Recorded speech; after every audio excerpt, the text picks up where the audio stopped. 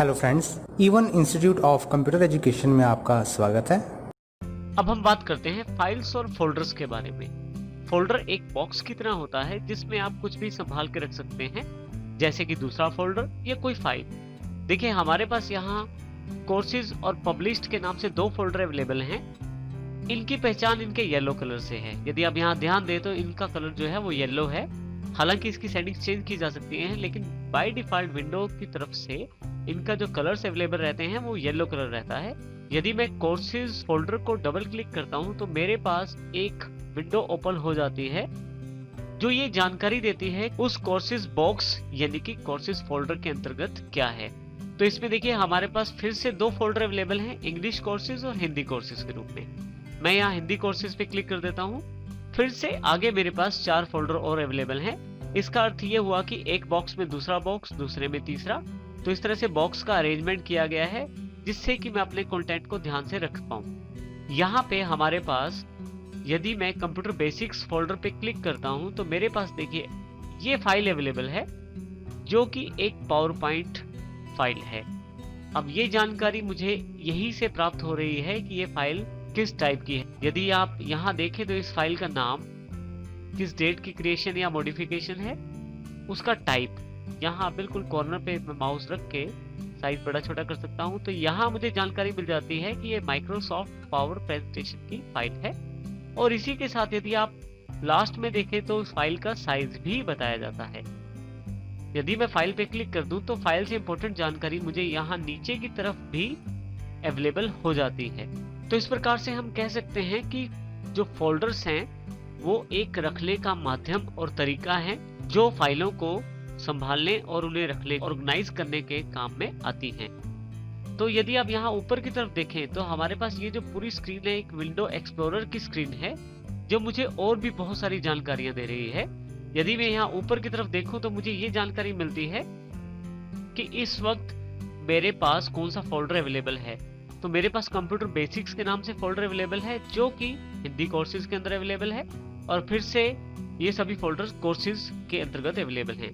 मैं यदि यहाँ कॉर्नर पे क्लिक करूं तो मुझे उसका पूरा पाथ यानी कि वो फोल्डर कहाँ स्थित है उसकी जानकारी मिल जाती है।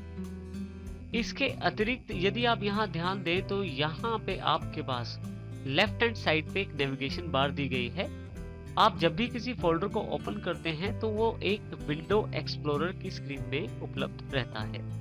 यदि आप यहाँ लेफ्ट हैंड साइड पे देखें तो आपके पास जो नेविगेशन पेन दी गई है वो आपको जानकारी देती है आपके कंप्यूटर के डिफरेंट प्लेसेस की। जब भी आप किसी प्लेस पे क्लिक करते हैं, जैसे कि मैं डेस्कटॉप पे क्लिक करता हूं तो मेरे पास यहाँ डेस्कटॉप की सभी items right hand side box में अवेलेबल हो जाती हैं। साथ ही जब भी मैं किसी पर्टिकुलर फाइल या फोल्डर पे क्लिक करता हूं तो मेरे पास उस पर्टिकुलर फाइल या फोल्डर की अतिरिक्त जानकारी नीचे की तरफ अवेलेबल हो जाती है। इसी तरह से यदि यहाँ पे मैं अपनी लाइब्रेरीज में देखना चाहता हूँ कौन कौन सी आइटमें पड़ी हैं तो लाइब्रेरीज पे क्लिक करते ही मेरे पास यहाँ पे लाइब्रेरीज के ऑप्शंस अवेलेबल हो जाते हैं, जैसे डॉक्यूमेंट्स, म्यूजिक, पिक्चर, वीडियो। इसको आप इस तरह से भी देख सकते हैं। यदि आप लेफ्ट साइड पे देखें तो यहाँ पे भी सेम चीज दिखाई गई है। यदि आपके एक फोल्डर के अंदर बहुत सारे सब फोल्डर्स हैं तो उन सब की लिस्ट लेफ्ट साइड पे भी अवेलेबल हो जाती है। तो यदि मैं ये देखना चाहता हूँ मेरे डॉक्यूमेंट्स में कौन कौन सी फाइलें हैं, मैं यहाँ भी क्लिक कर सकता हूँ और यहाँ भी क्लिक कर सकता हूँ। यहाँ मुझे देखने के लिए डबल क्लिक करना पड़ेगा और यहाँ मुझे देखने के लिए एक सिंगल क्लिक करना पड़ेगा। तो जैसे ही यहाँ मैं डॉक्यूमेंट्स पे क्लिक करता हूँ तो मेरे पास जो डॉक्यूमेंट्स के अंतर्गत फोल्डर्स या फाइल्स हैं वो अवेलेबल हो जाती हैं। इसी तरह से यदि मैं म्यूजिक पे क्लिक करता हूँ तो मेरे पास म्यूजिक के अंतर्गत सैंपल म्यूजिक, और यदि यहाँ डबल क्लिक करूँ तो वो बाय डिफॉल्ट विंडोज के साथ जो म्यूजिक अवेलेबल रहता है वो मेरे पास अवेलेबल हो गया है। इसी तरह से पिक्चर्स लाइब्रेरी और वीडियो लाइब्रेरी, ये सब चीजें आपके पास लाइब्रेरी में अरेंज रहती हैं। इसी तरह से आपके कंप्यूटर की जो हार्ड ड्राइव है उसकी ड्राइव्स की जानकारी भी यहाँ पे अवेलेबल रहती है, जैसे कि सी ड्राइव, डी ड्राइव और ई ड्राइव। क्योंकि मेरे कंप्यूटर में 3 ड्राइव्स हैं तो वहाँ 3 ड्राइव्स दिखाई गई हैं। आपके पास यदि आपके कंप्यूटर में ज्यादा ड्राइव्स होंगी तो वो उतनी ही ड्राइव्स ही दिखाएगा। ड्राइव्स अलग अलग कंप्यूटरों में अलग अलग हो सकती हैं। जैसे मेरी आवश्यकता अनुसार मैंने 3 ड्राइव्स बनाई हैं तो यूजर्स की आवश्यकता अनुसार कोई 4 बना सकता है, कोई 2 बना सकता है, तो वो आवश्यकता के ऊपर निर्भर करता है। यदि मैं यहाँ कंप्यूटर पे क्लिक करूँ तो यही ड्राइव्स मुझे यहाँ भी अवेलेबल हो जाती हैं कुछ अतिरिक्त इंफॉर्मेशन के साथ, जैसे कि मेरे पास कितने जीबी की ड्राइव है टोटल, उसमें से कितनी फ्री रह गई है, और रेडिश कलर ये जानकारी देता है कि बहुत ही कम ड्राइव में जगह मेरे पास बची है। इसी तरह से डी ड्राइव देखिए यहाँ 24.4 जीबी दिखाया गया है टोटल स्पेस डी ड्राइव का, उसमें से इस वक्त मेरे पास अब जो फ्री स्पेस अवेलेबल है वो है 2.80 यानी कि 2.80 जीबी। इसी तरह से ई ड्राइव, तो यदि आप यहाँ क्लिक करते हैं तो उसकी अतिरिक्त जानकारी आपको नीचे की तरफ भी दिखाई दी जाती है। आपके पास यहाँ पे डिवाइस विथ रिमूवेबल स्टोरेज की जानकारी भी अवेलेबल रहती है। आपके कंप्यूटर या लैपटॉप में अगर डीवीडी राइटर या सीडी राइटर लगा हुआ है तो वो आपके पास यहाँ डिवाइसेस विद रिमूवेबल स्टोरेज में अवेलेबल रहता है। यदि आप कोई सीडी या कोई डीवीडी अपने कंप्यूटर या लैपटॉप में डालते हैं तो वो डीवीडी या सीडी आप देख सकते हैं। इसी तरह से यदि आपका कंप्यूटर किसी नेटवर्क से कनेक्टेड है तो आप वो भी देख सकते हैं। आप नेटवर्क पे क्लिक कीजिए, आपके नेटवर्क की सारी जानकारी यहाँ अवेलेबल हो जाएगी। क्योंकि मेरा कंप्यूटर इस वक्त किसी नेटवर्क से कनेक्टेड नहीं है तो इसलिए मेरे पास एक मैसेज ऊपर अवेलेबल हो गया है, the computer is not connected to a network, click to connect. क्योंकि मेरे पास कोई नेटवर्क अवेलेबल नहीं है और मैं यदि क्लिक भी करता हूँ तो कोई प्रभाव नहीं पड़ेगा।